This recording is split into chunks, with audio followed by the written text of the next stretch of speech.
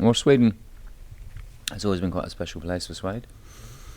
It's the first country outside the UK to really get the band, and it's always had a special place in our hearts. We spent half of the 1990s here, really, you know, what with the festivals and the gigs and stuff we did here.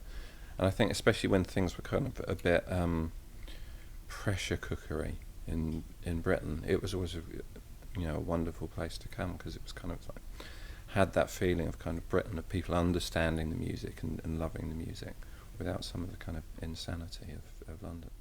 If Brett would be able to choose the 3 best songs in the history of recording music, what 3 songs would it be?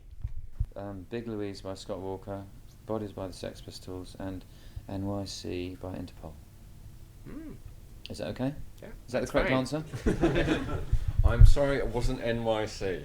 You got the Just first lost 2 right. 32 What is the best gig that you ever have done? But in our history, I think people probably each have different ones. I've got incredible memories of the first time we played Singapore. The crowd went crazy. We were told that the crowders weren't gonna, they weren't allowed to dance, they weren't allowed to jump up and down. And as soon as we came on stage, you just saw all the security guards hitting the people back with batons and stuff. Yeah. They just went insane. Yeah. It was brilliant. It was very exciting. I remember doing Skellefteå Festival, and that was funny, wasn't it? It was more for what went on afterwards, wasn't it? Exactly. Yeah. What happened, Brett? Oh, all sorts of shenanigans involving Burger King and bleeding knees and cleavages. We were naked girls in saunas and stuff like that. It was fun. basically being British. We were unable to deal with it not getting dark, and there being a time to stop drinking, and and it just luckily someone came and got us, because otherwise I think we'd still be there. You know what I mean? Waiting for the sun to go down, kind of in a drunken heat. Brett was saying before, that Sweden got Suede before anyone else. But that's really important for you, because it's the point of making music is that you communicate to people, and there's something universal about your songs, that you're not just like some fashion blip in Britain, because things come and go in Britain so quickly. So to come to a different country and get that kind of response, you know that you're doing it right. Another question.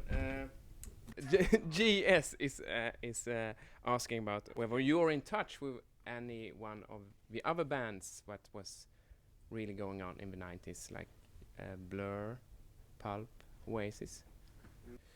No, sorry. We've really never hung out with other musicians. Musicians are quite boring, You know what I mean? And Not us. If we're anything to go by. yeah. And luckily, most of us have human friends. We know more people in contemporary bands than bands from that time. I think we all had a real healthy disrespect for that whole scene. I thought it was rather incestuous and kind of and ugly. People, but we have a lot of people from new bands that I'm kind of friends with, people like Jamie from the Klaxons and Kelly from Block Party and people like that, who've kind of like formed bands because of Suede, which is really nice, But people from the Brit-pop era, no, I wouldn't really. Your 3 best songs? There's songs that, are recorded and live are 2 very different prospects, and something like Trash live is a really life-affirming song. But I've always had problems with the way it was produced, so sort of half of me says Trash. It would be one of my favourite songs. Can't Get Enough's a great song. It's a really underrated song. It's brilliant live. And Wild Ones, I guess. Wild Ones is, I don't know, it feels like the thing that if someone was to say to me, what is it you do? Yeah. Yeah. I'd be really tempted to go, that. You agree on that? Wild Ones is a special song, yeah. It is special. I'm so proud of the song, and I'm proud of the way it's recorded as well, so. Yeah. What do you do an ordinary day in London, Brett? There's no such thing as an ordinary day, though. I mean, my life is so kind of incredibly varied, and sometimes it involves sort of sitting around watching Doctor Who, and sometimes I don't know. There's no such thing as an ordinary day. I've got a kind of a sort of an ordinary family life, which is very obviously like anyone else's ordinary family life. But being in a band, the whole nature of it, you're just always doing different things. There's not really any such thing. I like going to the library.